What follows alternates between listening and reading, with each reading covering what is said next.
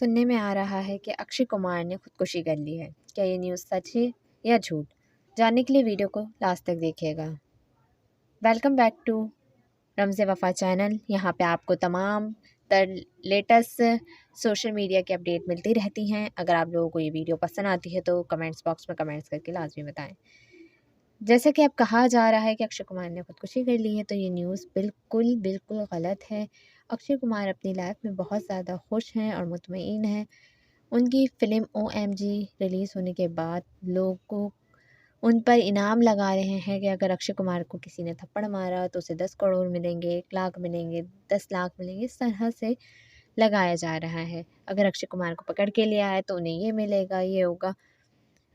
वो film OMG आने के बाद तो लोगों ने इस पर सोशल मीडिया पे इस तरह की वीडियो बनाना शुरू कर दी कि अक्षय कुमार ने खुदकुशी कर दी है। ये दरअसल झूठ है।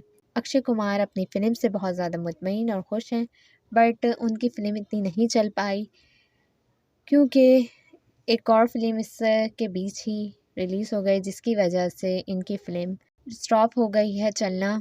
और इनकी फ़िल्म का टास्क बहुत अच्छा था और इन्होंने बहुत ज़्यादा अच्छा काम किया है उसमें, लोगों को पसंद भी आ रही है। जहाँ लोगों को पसंद आ रही है वहाँ उनके मुखालिफ भी बहुत हैं।